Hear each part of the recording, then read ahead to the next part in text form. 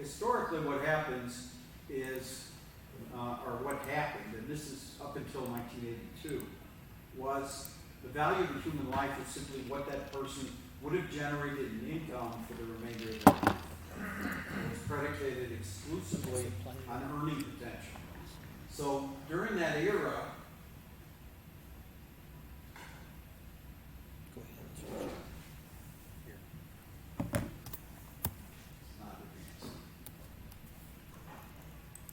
you can go ahead and advance it. It's not. It's frozen. Yeah. Okay. Well, during that era, the methodology suggested that for a 40-year-old male, that their future earning capacity was about $300,000. And that was in present value terms. All this analysis is done in present value dollars. So $300,000, which translates to about $800,000 in 2020. And then there was an economist by the name of Vescusi, who said, that's not right. That's not enough. That human lives are worth more than that. And so what he did is he surveyed a massive number, tens of thousands of employees in a whole variety of different industries, and figured out that on average, in order to avoid a 1 in 10,000, or in order to accept a 1 in 10,000 chance of dying, people would accept $300 more a year. So $300 more a year, and again, this was 1982, $300 a year for a 1 in 10,000 chance of dying meant 10,000 times $300 was the value placed on life, or $3 million. And if you translate $3 million from 1982 to 2020, that's the equivalent of $10 million. And that's what the government uses today to value human life, $10 million. Now, others investigated the same process using what people are willing to pay for life insurance, but that has its flaws, just like Vescusi's procedure did. Okay, now if we take that a little further and look at how we value human life with COVID, okay, you look at $10 million for a human life, and I'm going to go out here. Let's see. If we saved 1 million lives as a result of shutting down for COVID at $10 million a person, that's $10 trillion. And so far, the cost of that $10 trillion has been the 5+% reduction in GDP in the first quarter of this year. Another 31.7% reduction in GDP in the second quarter. And that amounts to about $8 trillion. And the government is telling us that because they shut down and supposedly saved 1 million lives, the cost was $8 trillion, the benefit was $10 trillion, so we were better off. And based on the Vescusi procedure, that's the implication. However,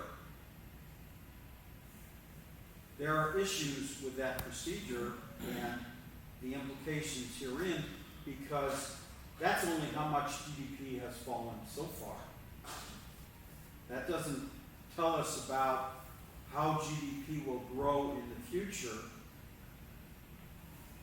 relative to what it would have been had we not shut down the economy. It also assumes that every life is worth $10 million. And it doesn't differentiate by age or by gender. Now, before the ladies in the room get all upset and I get in trouble with me too, my perspective on it is that the value of female lives are actually more than male lives, because I figured you'd see it that way, Karen. Because women can have babies and we can't, and so we lose a woman in her childbearing years, and that has ramifications for all future generations. So the potential exists that by treating everybody the same, we're actually undervaluing the women. In addition, we're not differentiating by age. Now, look at this in a bit of a different way. The alternative view. Suppose that third quarter of this year, which we're presently in, GDP falls by another 6%, which some have forecast. And that for the next 10 years, GDP doesn't grow as rapidly as it would have had we not shut down, which is also in many people's forecasts. If GDP grows at 1% less than it would have otherwise, and we have to differentiate at $10 million a person, and I know you can't see those numbers, but the present value of the differential. Is this the Excel sheet? Pardon? Is this the Excel sheet that you No. wanted? Okay. At this particular assumption, the loss associated with shutting down the economy in the early part of this year is actually $24.7 trillion in present value dollars. And so if we saved 1 million lives at $10 million apiece, the cost was excessive. It was more than double. And so it all depends on how you value that life and how you evaluate the impact, because it's more than just a couple of quarter impact. And I think everybody agrees that that's the case. You know, I was optimistic when we first shut down that the recovery would be quick, because the effects of the COVID would go away more rapidly, as consequently get back to normal. So that hasn't happened. And it's not likely to happen. And so the impact is far more substantial than even assuming the best usage is right. Now, I skipped over something I did want to point out. The government tried to come up with an alternative procedure to differentiate not by gender, but by age. And the initial calculation was that older people, they called it the granny discount, that older people were worth 37% less than younger people. But the protests from the AARP and senior citizens were so substantial that as a consequence, they did away with the granny discount. But the reality is, and you know, some of you that know me pretty well know my mother passed away in December. She was almost 99 years old. Her contribution to GDP was nowhere near $10 million. All right, now, what I want to do next is show you how forensic economists value a single human life, which is the title of my presentation. Okay, first thing you got to understand is that we value a human life as the sum total of the support that that person provides to their family. So it's, with the exception of the state of Georgia, which values human life at the full value, it means the amount of money that you earned net of your personal consumption. And we're going to look at an example in a few minutes. And then the second component is lost household services to your family. And then the final component is called net accumulation, which is basically savings. How much from your earnings you save for your retirement. Okay, so that's how we do it. 3 parts. Loss support, net accumulations, and lost household services. The The rest of it, that the government now values at $10 million, in our profession we call payment suffering. And payment suffering is often a very large amount, but we don't calculate it as economists. We leave that to the jury to decide. Now, there is a field within forensic economics called hedonic damages, which tries to measure the effect of payment suffering. But the courts, almost without exception, have rejected that testimony from economists throughout the country. Okay. I'm going to elaborate by giving you 3 scenarios. Call the scenarios Christian, Chris, and Mike. But before we get to them, I want to point out, just like they do in the movies, that this is a work of fiction. Any similarities to persons living or dead or actual events is purely coincidental. Sure. Okay? All right, now I want to switch to the Excel. Okay, so here's Christian. Okay? Christian is age 27, a single female living by herself.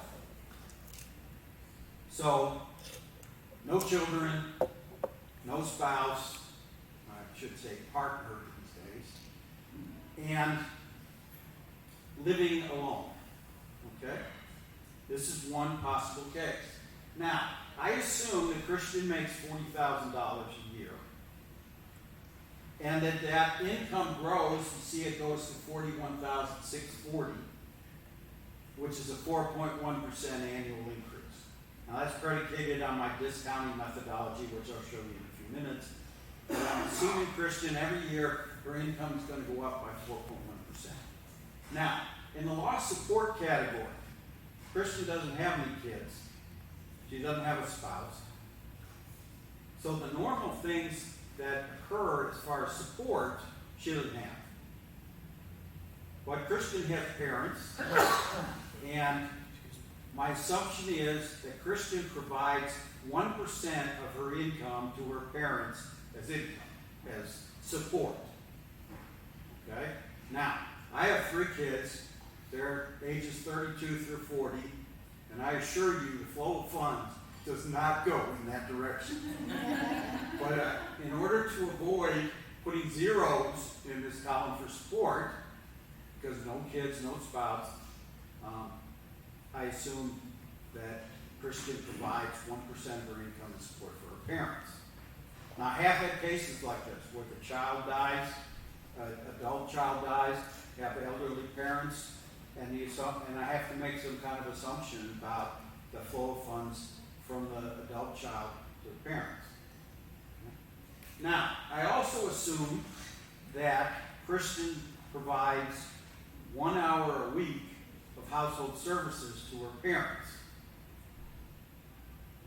And I value that at $12 an hour. And that's the rate I usually use for valuing household services.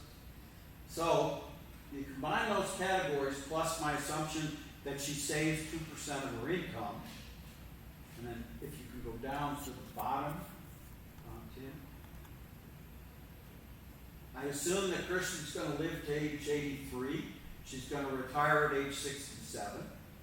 I won't get to it, but there's a number that's bolded in the spreadsheet that shows that when her parents are elderly and she is providing for household services for her parents, she actually increases the amount of household services for her parents. But I left the support alone. And so if you go to the bottom, you see that there's a $9,400 number. That's the sum total of lost support. There's a $17,000 number, which is the sum total of lost household services. And then there's $81,000 of savings. And the way this is done, I don't discount the savings. The first 2 numbers are in present value, but the assumption with regard to savings is that the earnings on the savings is equal to the discount rate. And therefore, it's just a sum. And so, Christian's life is worth $108,311.74.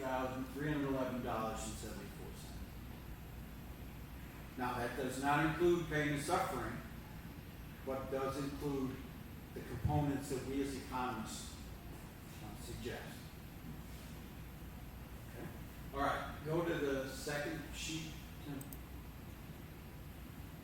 Okay, and all the way to the top. Okay, this is Chris. Chris didn't show up today.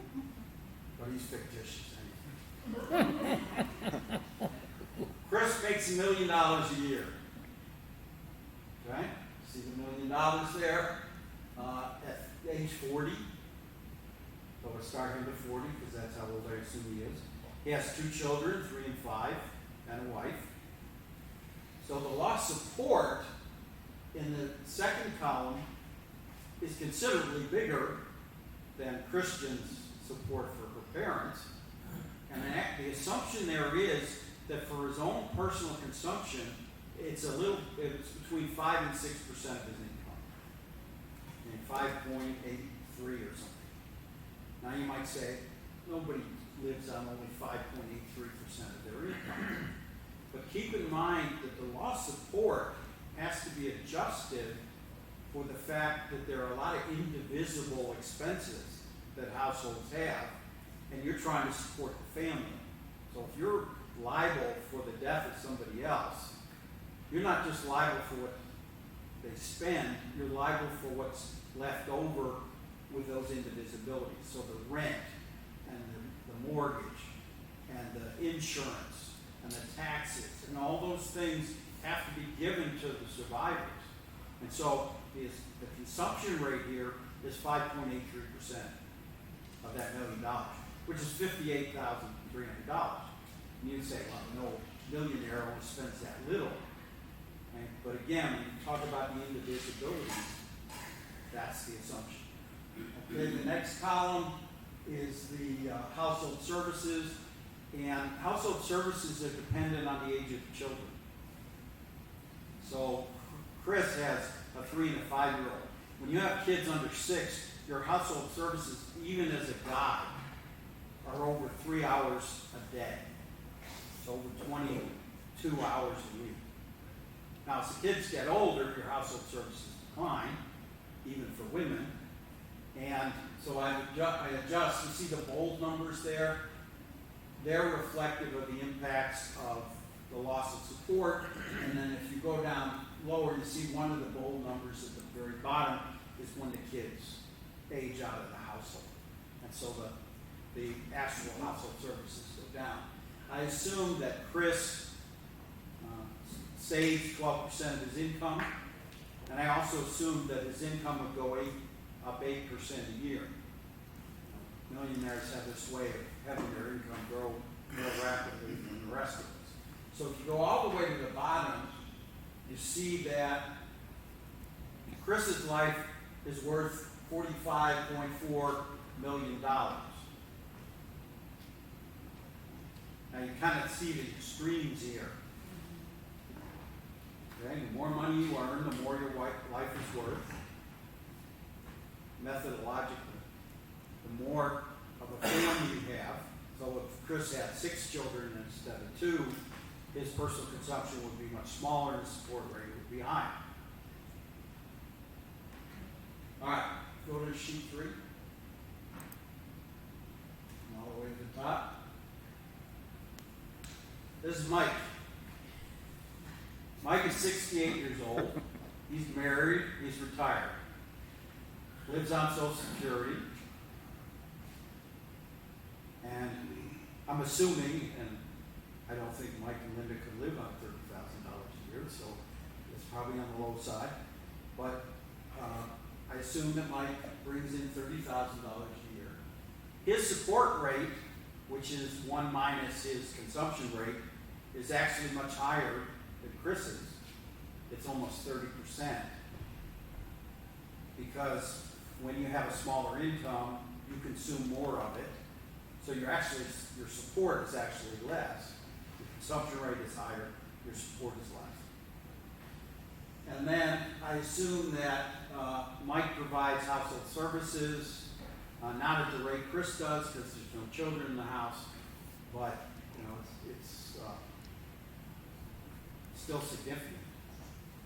And as you go down to the bottom, you see that there's an increase in his household services.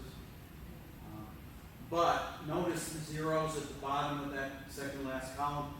That's because when Mike turns 77, he gets too decrepit to provide household services.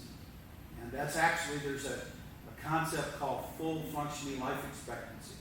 And there are tables that tell you that it's of various ages. People have only so many years left of full functioning life expectancy, and at that point you cut off their household services. Notice Mike is saving nothing because in retirement, very few people save very much money. They do the opposite. And so Mike's life is worth $338,827.50. Now, according to the government, a human life is worth $10 million, and these numbers don't relate to that $10 million because this is just the components that we estimate as forensic economists. But you can see in my examples, 2 of the 3 people their lives in terms of economic wealth is considerably less than 10 million, and one is considerably more.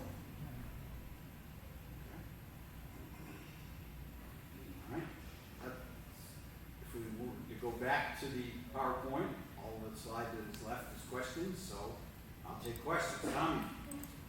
How much of the average American can really, you know, the percentage on, how many people can really do that? All the retirees, working class in the United States, How many can do what? really do that? Make these calculations or live on this money? Make those kind of numbers work. Okay. The vast majority of people who do this kind of work have PhDs in either economics or finance.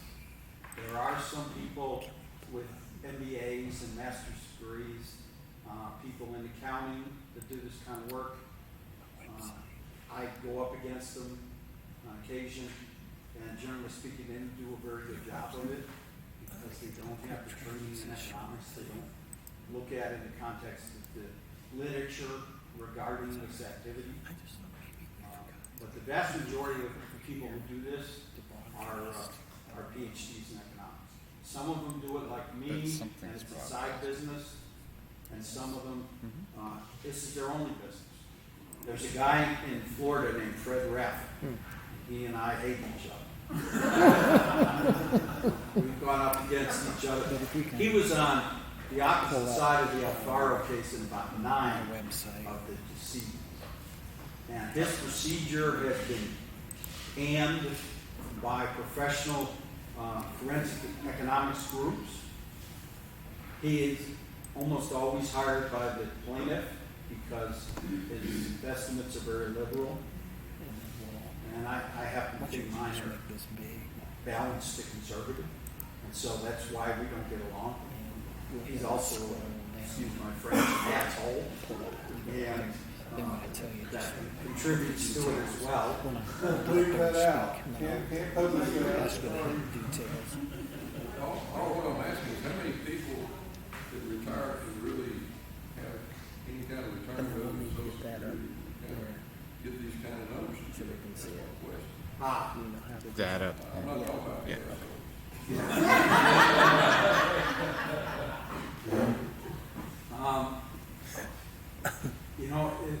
It depends on how much you've earned during your lifetime as to how you do in retirement. But in terms of this kind of analysis, I have had cases where people in retirement have generated 6- and 7-figure present values because they earned so much money while they were working, or they have major investments in the stock market. But I really don't know how to answer the question, Don. Well, I bet it's pretty high. Pretty high that People that can retire on income other than Social Security. yes, there are. Okay, but unfortunately, a large percentage of the baby boomers and an even larger percentage of the millennials are are not effectively saving for retirement, and consequently, they're not going to have much to live on except for chances are fixed pensions and their Social Security. There's a delay. And that presumes that Social Security is still be around in 30 years. Or pensions for that matter. I mean, pensions, if, when I started working, pensions were such that you got a defined benefit. You knew how much you were going to get when you retired. Now it's defined contributions. And so the more you contribute, the more you're going to have. But if you don't start early and you don't contribute significantly, there's not going to be that much there. Also, if you don't do well in the stock market, there's not going to be much there either. And that, it's an unfortunate reality. Other questions?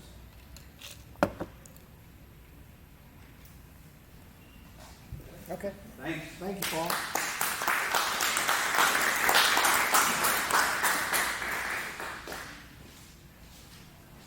Thank you, Dr. Mason, for doing that. And I want to kind of give a plug for next month. Tim, if you can bring up that Working on screen. Next month we'll be here at Potter's Pizza again, but in our kind of the venture call agenda, we have these lunches every Monday at different places around town. If you ever want to join us, you can go to our website, and you can see exactly where we're meeting every Monday. But we only have a guest speaker once a month, and that's here at Potter's, which is the second Monday of the month. So the second Mondays are when we always gather here. So the second Monday next month is actually in October. It's October 12th. And you can see up here, it's not going to be so much the Abilene Serve Community as we call it the Enterprise Exchange. Some of you have been to an Enterprise Exchange. In fact, I think like the first week Duncan came to Abilene, he was one of our speakers at an Enterprise Exchange. And we usually hold it in the fall. And the Enterprise Exchange is really about taking the nonprofit world and the for-profit business world and coming together to be able to have dialogue, how those two things sort of intersect. Because I think having had started a nonprofit organization and for-profit organizations, there's a lot of overlap there in the way that enterprises are actually developed. And I think that there's a lot more contact that could be had beyond just the monetary issues transpiring between those two types of enterprises. So I think there's a lot to be learned between them, having started an enterprise on both sides of that equation. So that's why we call it the Enterprise Exchange, and it's usually subtitled Prosperity with a Purpose. And so next, on the 12th of October, simply because of the COVID and all the things that's going on, we're not going to have a big event like we've had at TSCC Culinary School in years past. But we are still going to meet here. This room can hold 125 people, but because of COVID, it can only hold about half of that. I'm thinking if we have 50 people, that would be more than enough. But what I like to do is try to get people who are in the nonprofit world and the for-profit world. So if you'll notice that we're calling it the blended business, you probably can't read all of that, but basically it's saying functionally integrating the nonprofit and for-profit enterprises. And we're going to be featuring Ripple of Light. How many people here have heard of Ripple of Light? Let's see a show of hands. Okay. Well, Ripple of Light, please stand up. Those two gentlemen in the back, okay? James and Kevin. And they're going to be our featured folks in the event next month. In the Ripple of Light has a nonprofit, and Ripple of Light also has a for-profit business. It's Ripple Light Productions and Ripple Light Ministries. And so they are doing exactly what I'm talking about. They are interfacing and interacting together in those two enterprises under the banner of Ripple of Light. And so I think there's a lot of things that we can learn from each side of the house, so to speak.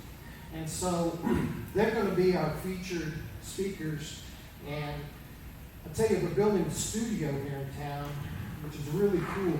And it's got different sets in it that they're developing. We're still in the process of getting it completely done. But they're going to be telling us a little bit about that. James is going to be showing some of the video that he does. It's fantastic. It's like movie quality video type thing. So you don't want to miss that. It's going to be terrific. And then part of that, we are then going to have a panel discussion. And panelists, Jim Clark from the Christian Service Center is going to be here. And I'm going to be sitting at the panel table. Dave Cranfield is going to be moderating.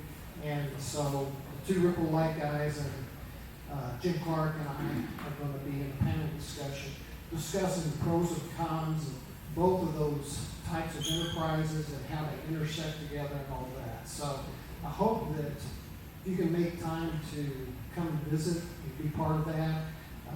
We're still working on the Facebook Live thing. Had a lot of trouble today for some reason, but we're going to be posting on Facebook Live next month too. So hopefully you can work that in. I think it'll be a great learning experience. So, any questions from anybody? Yes, Alan. So do you want us to try and find some nonprofit organizations to come and listen and be here? Yes. That's kind of the main goal. Yes, if you can bring nonprofits and for-profit businesses. And I don't know whether, it was probably 3 years ago where what we did at the TSCC Culinary School, we had 4 nonprofits on a panel, 4 business people on a panel, and then we split the group up to where the nonprofit attendees attended the for-profit business and for-profit attendees the nonprofit business, so that they kind of were able to intersect and get to know each other and see what kind of processes. Are there actually some things we can learn from the different ways that business is done? But both I call enterprises, because whether it's a nonprofit or for-profit enterprise. So, yeah, I try to encourage, and I'm encouraging Jim Clark, who's from a nonprofit, from the Christian Service Center, that they have better contacts in that world than what I have. And if any of you are sitting on nonprofit boards, having a nonprofit board person or staff or something come to something like that, I think would be well worth the time. It's only going to be a 2-hour session from 11:30 to 1:30, so we're scaling it down. Of course, we'll have limited seating. I'm not going to collect money and all that kind of stuff like I've done in the past. It will be the same format here. You come in and you just pay for your lunch when you leave. Okay? And so it's going to be a lot smaller forum, but anyway, we're just trying to provide a service for the people in those arenas. So please invite folks, especially if you sit on nonprofit boards or something like that, or know people. So, okay. Any other questions? No. Hey, thanks for coming out today, you guys, and thanks again, Paul, for putting so much work into this.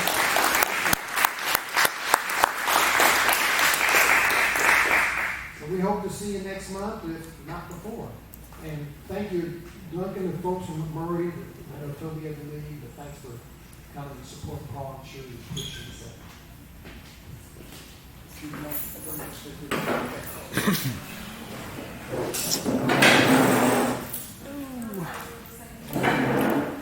That doesn't ring. 182 tonight? Yeah, 182.